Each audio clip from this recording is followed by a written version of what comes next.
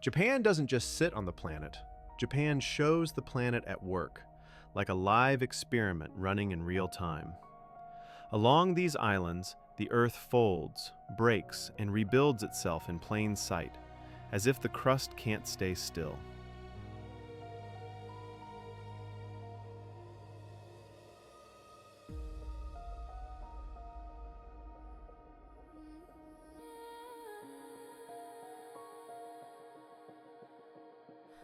Four tectonic plates meet here, and when they collide, the ground becomes a workshop of pressure and heat.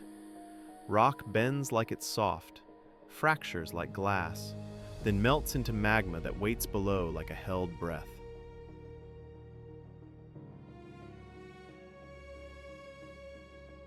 Volcanoes rise where that magma pushes upward, building mountains layer by layer. Ash, lava, time. Some cones smoke and tremble today, while others look peaceful, quietly storing energy out of view. And then nature answers back. Forests take root on cooled lava. Rain feeds new rivers. Mist clings to slopes. In spring, sakura blooms flash like a reminder. Beauty isn't separate from destruction here. It grows because of it. So when the journey begins, it begins with a promise. Every landscape will have a hidden origin story beneath its surface. And the first place to feel that story raw, almost unfinished, is far north, where Japan reaches into the cold.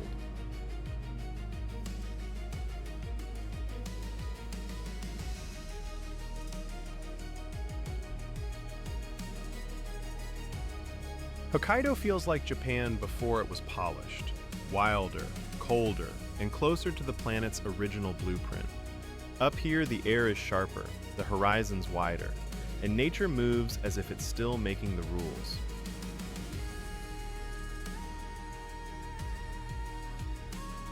On the far northeastern edge lies the Shidetoko Peninsula, a jagged finger pointing into the Sea of Okhotsk. Its name carries the mood of the place, end of the earth, and it looks like land that rose violently and never fully calmed down.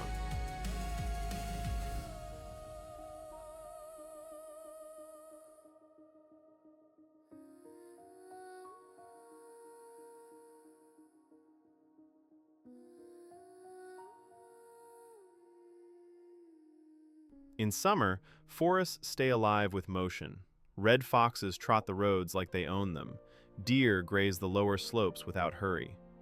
But when winter arrives, Siberian drift ice presses against the coast, and the sea itself turns into a moving continent.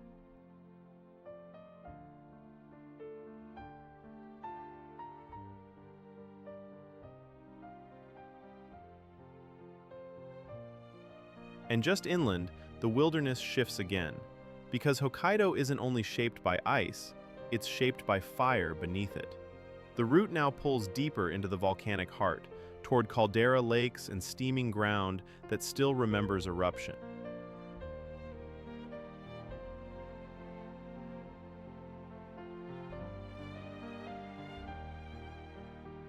In Hokkaido, the most unreal colors don't come from filters. They come from chemistry and old eruptions still shaping the land. Here, volcano and water don't just clash, they collaborate, quietly building beauty in ways most travelers never suspect. The blue pond near Bie looks like a dream that shouldn't exist. Radiant turquoise water, pale dead trees standing like ghosts. But its color is pure science, mineral-rich water carrying suspended particles that scatter sunlight into that milky, luminous blue.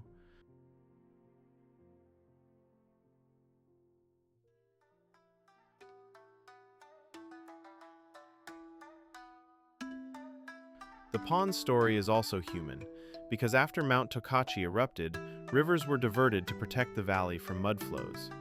Those new channels filled an old hollow, and nature took the engineering and turned it into art.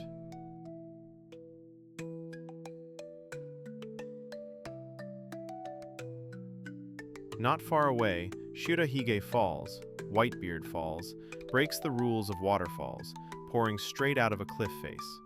Underground springs burst from the rock in hundreds of threads, so even in deep winter, the flow stays alive and unfrozen.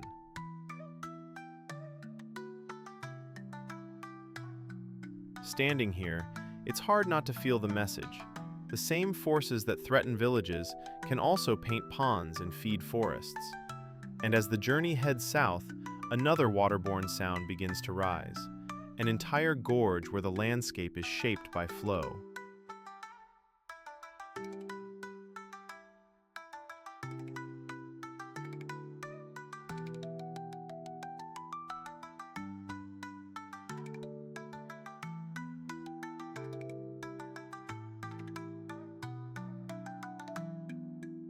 Oirase Gorge begins at Lake Tawada, a caldera lake born from an eruption that once tore the earth open. What was once a crater of fire now feeds a ribbon of cold water that winds for kilometers, always turning, always revealing.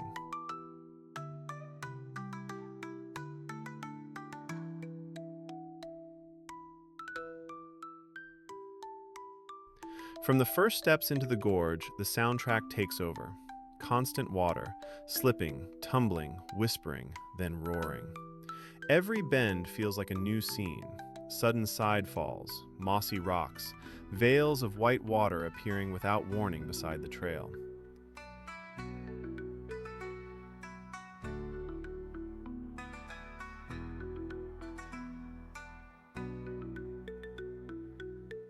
In summer, trees arch overhead like the ribs of a living cathedral, holding cool air and damp scent beneath the canopy.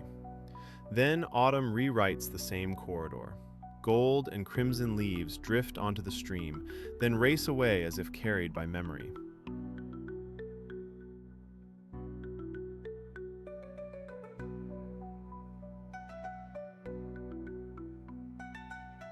And that's the trick. This isn't just a pretty hike. It's a lesson in transformation. Fire becomes lake, lake becomes river, river becomes sanctuary. But the journey is about to push that contrast even further, toward a place where calm water hides a much more explosive past.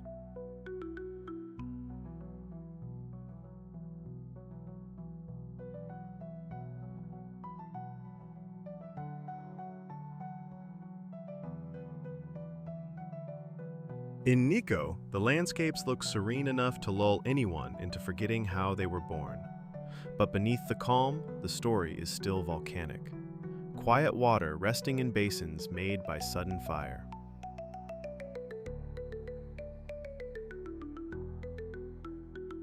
Lake Chuzenji sits at the foot of Mount Nantai, its surface smooth, its shoreline gentle and green. Yet it wasn't carved by glaciers or patiently shaped by rivers. Lava once poured down, dammed the Daya River, and forced water to rise.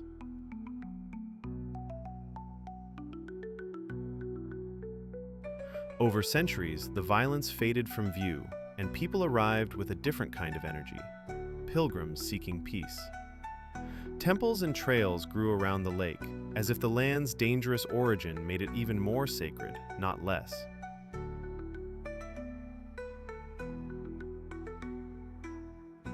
Then, the lake reminds visitors it's never just a postcard. When snowmelt swells the basin, the overflow becomes Kagon Falls. 97 meters of water drops in a single ribbon, pounding rock so hard the ground seems to hum beneath the mist.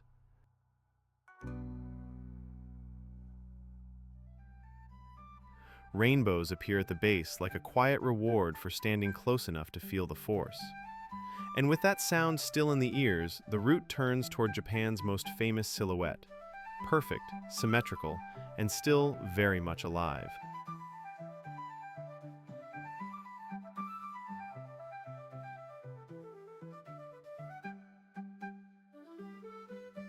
Mount Fuji looks like certainty made into a mountain. Perfect lines, calm presence, a symbol that feels eternal. But the reality underneath is less comforting. Fuji is a volcano built in layers, shaped by fire at the meeting point of restless plates.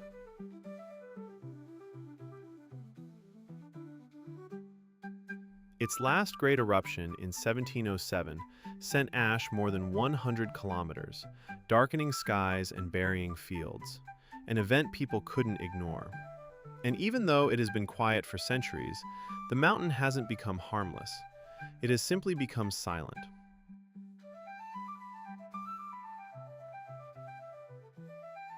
Around Fuji, the land forms mirrors that make the mountain feel closer, almost intimate, especially at Lake Kawaguchi. The water reflects the cones so cleanly that the view feels peaceful, until the mind remembers. This mirror exists because eruptions once reshaped the valley.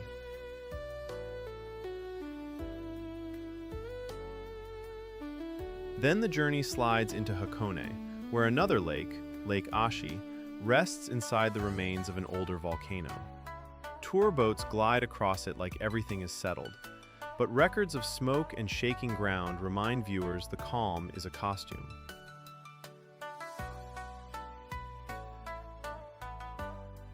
The costume drops at Owakudani, the great boiling valley, where steam vents hiss and sulfur stains the rocks yellow and white.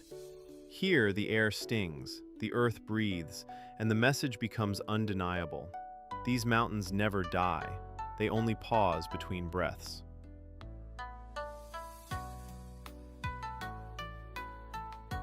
And after that harsh exhale, the story pivots into an eerie kind of quiet, where lava hardens, forests thicken, and sound itself seems to disappear. The next stop isn't about steam and spectacle. It's about a volcanic landscape that whispers instead of roars.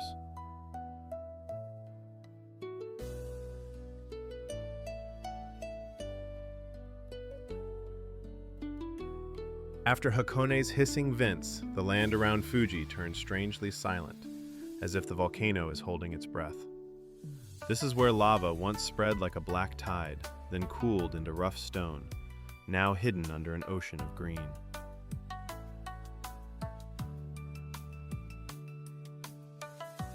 Aokigahara forest grows on that hardened lava, and the trees feel different here, denser, closer, almost protective. Light struggles to reach the floor, sound seems absorbed by moss, and even footsteps feel muted, like the forest is listening.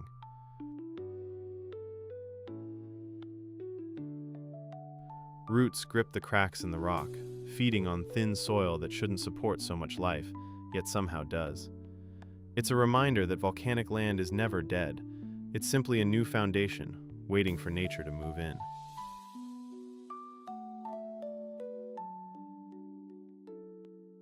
And then the story flips again, from silence to motion.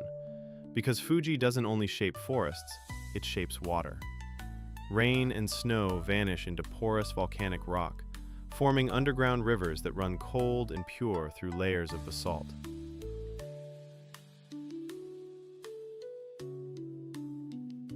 Where the mountain's edge breaks, those hidden waters return to daylight as Shiraito falls, a curtain of countless white threads. Long ago, people came here to purify themselves, believing this water carried Fuji's soul, and next, that soul leads onward into higher, sharper terrain.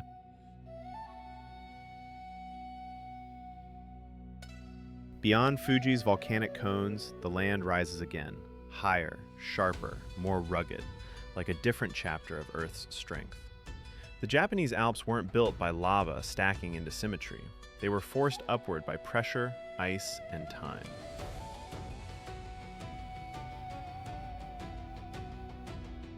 Here, tectonic plates grind and lift rock over millions of years, then winter locks it under snow and frost. Cliffs fracture, valleys deepen, and summers arrive briefly with wildflowers clinging to stone like stubborn little miracles.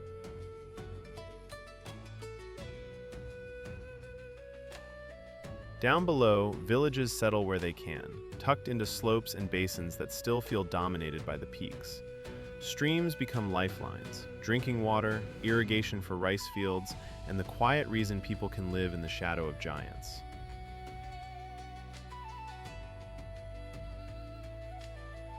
For centuries, humans have adapted instead of conquering, carving roads, tunneling through rock, raising shrines to honor forces overhead. It's survival, but also relationship. An agreement with the mountains that says, we'll stay, but we'll respect you.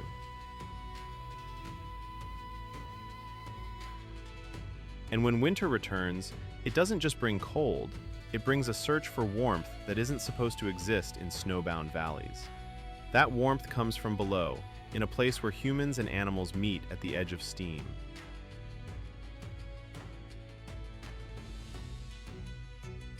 In the Alps' winter grip, the landscape looks like it should be all ice and endurance, no comfort allowed. And yet, in one valley, the earth leaks warmth to the surface, creating a pocket of steam in a world of snow.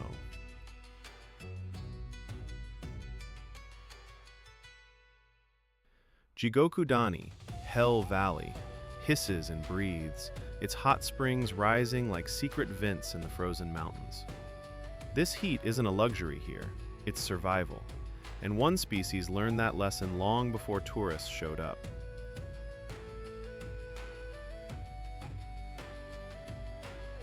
Japanese macaques, the snow monkeys, move through the cold with calm purpose, climbing down to the steaming pools. They soak, groom, and rest shoulder to shoulder, using geothermal water as ritual and refuge when streams freeze solid.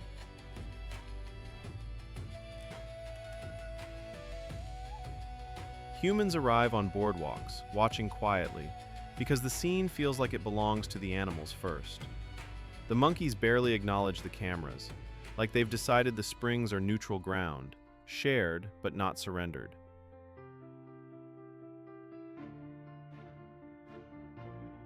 And that idea, nature setting the rules, carries the journey onward to a coastline shaped not by fire or ice, but by patience.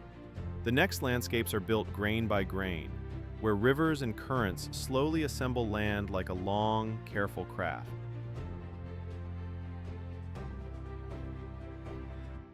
After volcanoes and snowfields, Western Honshu changes the pace.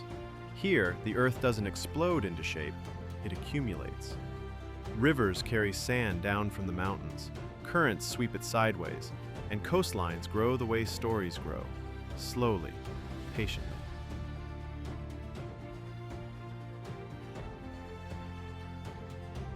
Amano Hashidate is a narrow sandbar stretched across Miyazu Bay, so thin it feels impossible from the ground. Walking it feels like strolling through a pine forest on a beach, but from above, it looks like a pathway floating on blue water.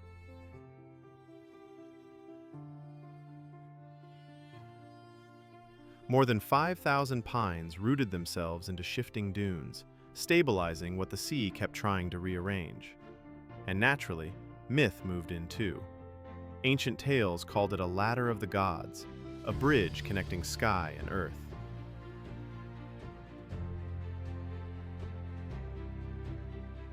Farther along the coast, the Tottori sand dunes spread like a desert pressed against the Sea of Japan.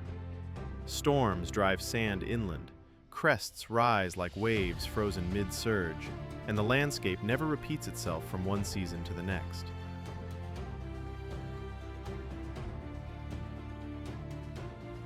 The wind writes patterns overnight, then erases them like they never existed, design born and destroyed in the same breath.